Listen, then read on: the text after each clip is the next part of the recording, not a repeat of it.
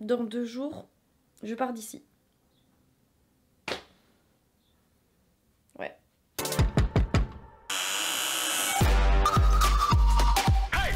Alors franchement dans cette vidéo, désolée parce que ça va être très pas professionnel, la lumière ça va vraiment être ric-rac parce que là il fait une chaleur accablante. Donc mettre le halo et de la lumière ça vrille le crâne.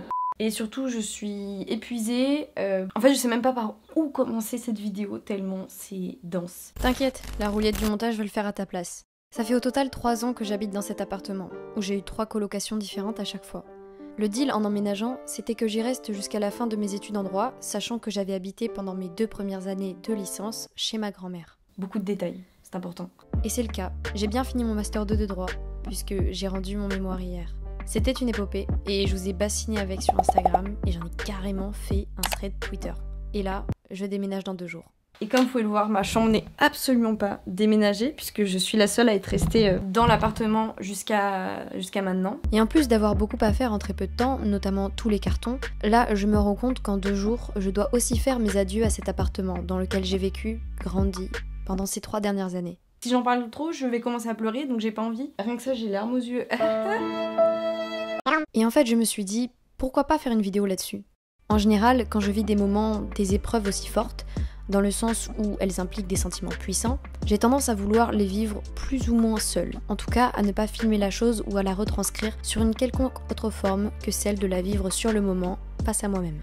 Mais là, je me suis dit que ça pourrait être intéressant de vous partager ce moment, ces interrogations et réflexions qui me traversent, parce que c'est très bizarre moi d'être au milieu de tout ça et j'ai aucun visu sur mon avenir. C'était le moment le plus long de la vidéo je pense où je parlais en face cam. Après vous allez me voir juste enlever tout ça quoi. Mais ouais je suis émue parce que c'est plein de moments de vie qui restent ici quoi. Et il faut avancer et ça fait bizarre, ça fait un peu peur. Mais bref, ça pour dire, on arrête de chialer là, la chialeuse de service. J'ai beaucoup de cartons à faire. Donc là je pense que je vais commencer par les fringues parce que c'est ce qui me tend le plus. J'ai énormément de fringues, je vais faire un énorme tri. Je vais enlever tout ce que je ne mets plus et j'irai tout donner à Emmaüs. On va vider le dressing. C'est parti. Je suis partie de chez ma mère juste après avoir eu mon bac il y a 5 ans.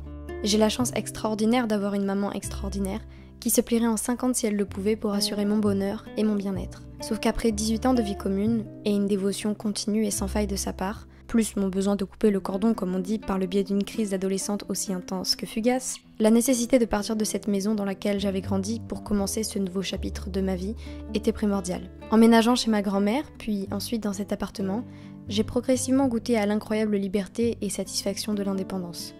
En tout point, je n'ai pas regretté une seule fois d'être partie du cocon familial, et quand bien même cette idée pouvait me faire peur à la base, elle fut bien vite amoindrie par la sensation de créer mon nouveau chez-moi, ailleurs, et ainsi de m'émanciper, de grandir, et de commencer à vivre pour moi, selon mes critères et mon quotidien.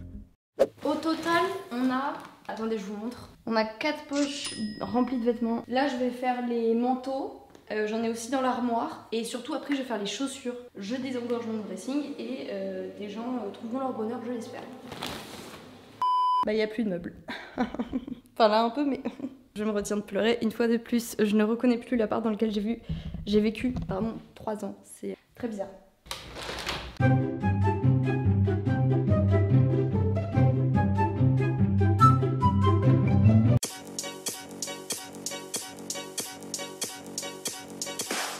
Je disais donc, faut que je m'achète à manger parce que sinon je vais mourir de faim et de soif. Après je reviens, on finit avec les chaussures. Et ensuite je vais empaqueter en fait les affaires que je garde. Parce que là j'ai fait des paquets pour ce que je donne. Mais ensuite je vais faire des paquets pour ce que je garde. Parce que demain, normalement, mon père vient chercher le dressing. Bon, c'est parti, je vais me chercher à manger les gars. Je vais vous montrer maintenant quand je sors de chez moi. Puisque quand la vidéo sortira, je n'y habiterai plus. Mais il y a grave des fois où genre quand je faisais des vlogs et tout, je voulais trop filmer. J'étais en mode non, voilà où j'habite.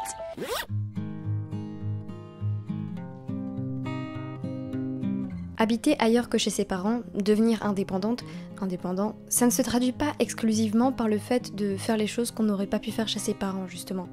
Devenir indépendant, c'est surtout faire des actions du quotidien qui étaient autrefois accomplies par nos parents ou avec nos parents, seuls. Faire les courses, à manger, le ménage, vivre tout simplement, dans un foyer et y établir son rythme, sans une influence familiale. Juste s'il vous plaît, on fait pas attention aux groupies. S'il vous plaît. Celle-là, je garde, ouais. Mes Air Force toutes éclatées, mais si confortables, je les garde. Celles-là aussi, je les aime beaucoup. Très dolls, bref. Est-ce qu'on fait un haul, là, Juliette, ou on range ces... Je demande. Alors là, laissez-moi vous dire qu'on arrive au gros du gros, à savoir tous mes mangas, livres, CD de K-pop. Genre je pense qu'on se rend pas compte de l'immensité. J'ai beaucoup de mangas. En vrai, genre là, ça me fait plaisir comme rangement. C'est pas pénible. En plus, je vais revoir des trucs, je vais faire oh trop bien ce manga, oh trop bien cet album. C'est parti. Ranger toutes les affaires qui peuplaient mon quotidien pendant ces 3 ans, c'était un peu comme enfouir tout ce à quoi elles furent témoins, tous les moments que j'ai vécus, entourés d'elles. Oh, par contre, c'est d'une lourdeur. Oh my god, oh, mais je vais jamais pouvoir transporter ça. C'était hyper lourd, j'ai failli me casser tous les doigts. On continue avec les mangas. Ce ne sera pas plus léger. De tous les livres que j'ai lus à des moments de vie qui resteront à jamais uniques, car ils ne sont arrivés qu'une seule fois dans des circonstances particulières, de tous les CD que j'ai écoutés quand j'étais heureuse, malheureuse, euphorique, en colère, triste, je les range avec tous les sentiments qui les accompagnent, dans de grandes poches qui les amèneront ailleurs, pour que de nouveaux sentiments les animent. Bon, là j'ai rangé tous mes livres, donc je vais tout aller placer dans le salon. Au moins c'est bien parce que là j'élimine, hein, je fais du sport. Les plans c'est de pire en pire. Oh je sens que ma chambre est en train de se vider parce que ça résonne de ouf. Là on va faire un truc, le plus dur je pense, c'est d'enlever toute la déco. Là je pense que je vais vraiment réaliser que je pars. Parce que j'ai toujours eu depuis que je suis partie, enfin que je suis arrivée à la fac, plein de posters etc. Donc c'est parti. Comme beaucoup, j'ai parfois du mal à exprimer ce qui peut bien se loger dans le fond de mon cœur ou de ma tête. Comme je ne parviens pas à poser les mots justes sur ce que je ressens, j'ai trouvé la combine, en les illustrant par des posters. En passant par les groupes musicaux qui ont réussi à trouver des mots que je cherchais en faisant des chansons, ou aux films qui en ont fait des histoires. C'est l'intérieur de mon être qui est collé au mur de ma chambre, pour m'entourer de ces pensées qui m'habitent au quotidien et que j'arrache aujourd'hui, puisque ce quotidien s'arrête dans 2 jours. Bon bah ça y est, ma chambre elle est officiellement vierge de toute décoration. Ce déménagement, c'est également affronter le fait que les choses changent, que les choses finissent toujours indéniablement par changer, et qu'il faut apprendre à ne pas redouter ou avoir peur de ce changement. Je suis à un stade de ma vie où je ne suis plus étudiante, où certains de mes amis emménagent en couple, fondent leur avenir à travers les prémices de ce qui s'apparente à une famille, d'autres qui entrent dans la vie professionnelle, et encore d'autres qui partent, voyagent, font des choses pour eux. Je me retrouve au beau milieu de tous ces carrefours de vie un peu perdus, à me demander où sont toutes les réponses qu'ils ont trouvées, sans savoir quelles questions réellement me poser pour les dénicher. Regardez-moi tous les sacs là. Oh, ma mère elle va paniquer. Je la connais, elle va paniquer. Je comprends. Franchement je comprends. Il y a des trucs je pourrais dire non, je comprends. Ça pour dire voilà, donc là c'est premier jour avant le déménagement. En vrai j'ai fait le plus gros, c'est-à-dire les fameux cartons. Ce qui est dur, ce qui est bien, surtout en enlevant toute cette décoration, c'est que il y a des choses dans ma chambre, etc. ici, que j'avais collées quand je suis arrivée, donc il y a 3 ans. Et en fait, en décollant des phrases, parce que moi je note toujours plein de phrases que j'ai dans la tête et je les colle au mur, etc. Un peu comme sur mon corps. Je me dis, c'est drôle parce que je me souviens dans quel état d'esprit je les ai mis, et ce que je vivais à l'époque, et ce qui me semblait insurmontable à l'époque, et maintenant ce que je vis. Et en fait, il y a vraiment tout ça qui est symbolique, c'est que je déménage pas genre en milieu de 2e année de fac, c'est que je déménage vraiment à la fin de mes études, ça y est. C'est très fort. Et cet appart, c'est ma maison, quoi. Donc là, ça fait bizarre, j'ai l'impression que genre j'enlève des membres à ma maison, vous savez, que je la mets toute nue. Genre ouais, j'ai l'impression que j'enlève des vêtements en fait à une personne, à moi-même, quoi. Genre et je me retrouve toute nue. Et c'est très bizarre. Sur ce, je vous laisse les copains parce que j'ai encore pas mal de trucs à faire. Et là, genre je pue, mais je suis poète, c'est une horreur. Donc après, je vais me prendre genre ma douche de la délivrance. Bisous les copains, à demain pour de nouvelles aventures. Hello la Famax. Aujourd'hui on est à J-1 de déménager. Du coup j'ai fait tous mes cartons, il me reste encore tout le placard à vider comme je disais. Genre là je crois qu'on est à 40 aujourd'hui, demain pendant le déménagement c'est 42. Voilà, je suis rien que d'y penser. Bref, donc là aujourd'hui on va faire tranquillement finir de faire les cartons. Mangeons d'abord les copains, c'est le plus important, et hydratons-nous. Moi je m'hydrate avec du Sprite à midi, mais il faut surtout boire de l'eau. Je pense que ce qui me fait bizarre, c'est que jusque-là, je n'avais qu'à continuer d'être dans le cocon rassurant des études, bien qu'accompagné de difficultés, et dans le statut d'étudiante qui l'impose sans me poser plus de questions que ça. Mais parvenue au bout de ce chemin-là, lequel autre, nouveau, dois-je emprunter? Lequel je veux emprunter?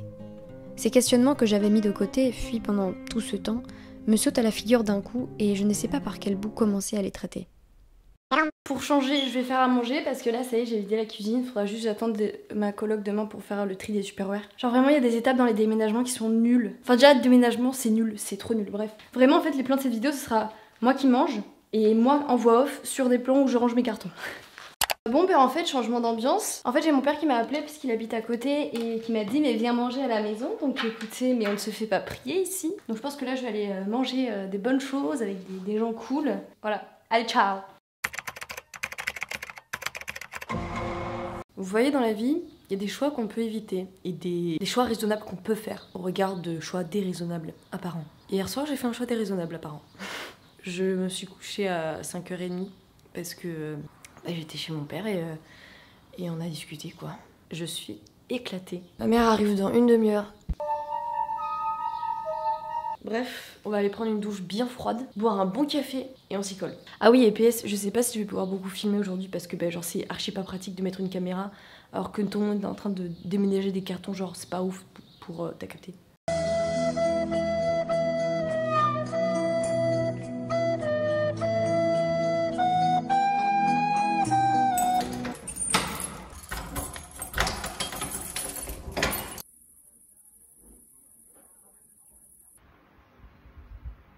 Coucou! Alors je me rends compte en fait que j'ai absolument pas filmé parce que entre le moment où on a posé tous les sacs dans ma chambre hier et aujourd'hui c'était le gourbi intégral, mais il me reste juste quelques sacs à déballer et c'est principalement des livres donc faut que j'organise, que j'empile parce que j'en aurais besoin cet été pour faire des reviews parce que vous m'avez demandé donc je suis très heureuse. Mais sinon j'ai rangé voilà toutes mes fringues, on a vu des meilleurs rangements mais je ne vous permets pas le commentaire. Ma maman m'a gentiment fait beaucoup de place dans cette armoire. Je suis très contente parce que c'est une chance de pouvoir avoir des parents qui vous accueillent, qui sont en capacité de vous accueillir après un certain time parce que je rappelle que je suis partie 5 ans chez ma mère. C'est bizarre de revenir, genre d'avoir les endroits à une toute autre place, genre mon maquillage, vous voyez, je l'ai mis là. Alors qu'avant dans mon appart, c'était dans la commode dans ma chambre, enfin vous voyez. C'est très étrange de changer tous au quotidien parce que au final nous sommes tous des personnes très ritualisées et moi encore plus, genre les rituels c'est vraiment des choses que vous faites de manière inconsciente parce que vous l'avez établi de manière consciente pendant des jours et des jours. L'endroit dans lequel vous vivez c'est la même chose, vous êtes habitué à vous dire visuellement, auditivement, ce que vous voulez, même olfactivement, cette chose elle est à tel endroit et pas un autre. Juliette s'énerve. Donc voilà maman, si tu vois cette vidéo je te dis encore un gros merci parce que faut le faire hein, de se refaire envahir après 5 ans de paix. J'ai trop hâte de... Je vois mes petites BD là, Lou. Faut que je finisse. Je m'étais arrêtée aussi il y a très longtemps parce que les dessins m'avaient perturbée. Mais là, j'ai repris la suite, les gars. Je vais me régaler, j'espère. Je pense que je vais pas plus faire durer. Je vais peut-être vous filmer voilà, les derniers moments de moi qui rangent tout ce gourbi. Et puis je vous fais des gros bisous les potes. Hein. Pour finir cette vidéo et surtout cette introspection partagée, je pense que je ne trouverai pas toutes les réponses à mes questions en un seul coup. J'ai passé 22 ans de ma vie à grandir dans un climat particulier d'études dans lequel je ne me suis pas plus posé de questions concernant qui j'étais vraiment au regard de ce que j'allais concrètement faire plus tard, notamment à travers un métier rythmant mon quotidien. Mais désormais, face à ce cadre qui se trouve brisé à mes pieds, je pense qu'il faut que je prenne tranquillement le temps de voir quels morceaux je souhaite définitivement jeter à la poubelle, ce que je veux garder et ce que je dois encore trouver afin d'en confectionner un nouveau, qui répondra cette fois exclusivement à qui je suis, ce qui me compose, mes aspirations et mes rêves. Et maintenant, avec vous, je peux vous le dire, ça ne me fait pas peur. Au contraire, j'ai hâte de me rencontrer et de forger ce cadre nouveau.